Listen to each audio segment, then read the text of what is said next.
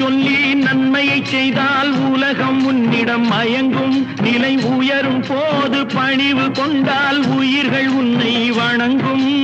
உண்மை என்பது அன்பாகும், பெரும் பணிவு என்பதும் பண்பாகும்.